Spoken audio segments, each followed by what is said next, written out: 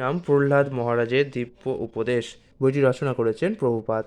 বইটি যখন আমি খুলি দেখি একটিখানি পাতলা বই এবং 42 পৃষ্ঠা মতো এর বইটিতে আছে এবং কিছু ছবি আমি এখানে দেখতে পাচ্ছি। চলুন একে একে ছবিগুলো দেখতে পাই। প্রহ্লাদ মহারাজ কি উপদেশ আমাদের দিয়েছেন এই বইটা সেই সমস্ত কিছুরই বর্ণনা করে। প্রহ্লাদ মহারাজ খুব অল্প বয়সে ভগবান প্রাপ্তি হয়েছিলেন।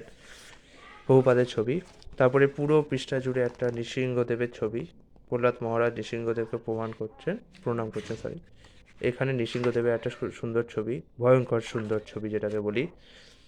তারপরে এখানে আছে, যদি আমি এখানে দেখি বিষয়বস্তু, পরম প্রিয় পুরুষ, আমরা আমাদের জীবনকে নষ্ট করছি, পারিবারিক মোহ, আমি কৃষ্ণকে সবচেয়ে বেশি ভালোবাসি, অনেক কিছু বিষয় আছে। চলুন একটা পড়ি।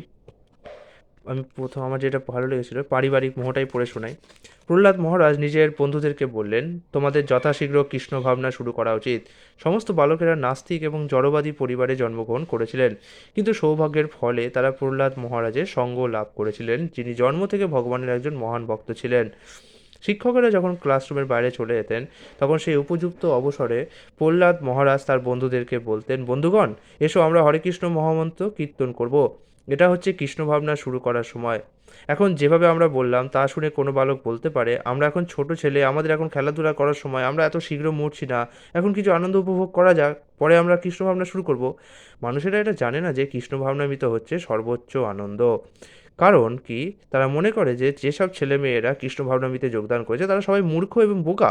ওরা প্রভুপাদের প্রভাবে এই কৃষ্ণ ভাবনামৃতে যোগদান করেছে এবং সবাই জীবনের ভোগ করার মতো সমস্ত বস্তুকে ত্যাগ করেছে, কিন্তু বাস্তবে তা নয়। তারা সবাই হচ্ছে বুদ্ধিমান শিক্ষিত ছেলে মেয়ে, তারা অতি সম্মানিত পরিবার থেকে এসেছেন, তারা মূর্খ নয়। তারা আমার সঙ্গে যোগদান করে দিব্য আনন্দ লাভ করছে, অন্যথায় এই আন্দোলনের জন্য তারা তাদের মূল্যবান সময় উৎসর্গ করতো না। অর্থাৎ প্রহ্লাদ মহারাজের যে শিক্ষাটা আছে তার মধ্যে প্রভুপাদ নিজস্ব কিছু ভাবনা, নিজস্ব কিছু বক্তব্য জুড়ে দিয়েছেন, যেটা কিনা প্রহ্লাদ মহারাজের শিক্ষার সাথে সামঞ্জস্যপূর্ণ। এমন নয় যে প্রভুপাদ যা যেমন তেমন খুশিভাবে বলে দিয়েছেন। প্রহ্লাদ মহারাজ যে সমস্ত শিক্ষাগুলো দিয়েছেন, যেগুলো আমরা ভাগবতে পাই, তার সাথে এটা সংযুক্ত করে দিয়েছেন প্রভুপাদ, যাতে আমরা বুঝতে পারি যে তিনি কী বলতে চাইছেন। তো প্রভুপাদের এই লেখা বইটি খুব সুন্দর একটি বই এবং এটা আমার পড়ে খুব ভালো লেগেছিল। অবশ্যই বইটি ইসকন থেকে আপনি সংগ্রহ করতে পারেন, ইসকন মায়াপুর থেকে।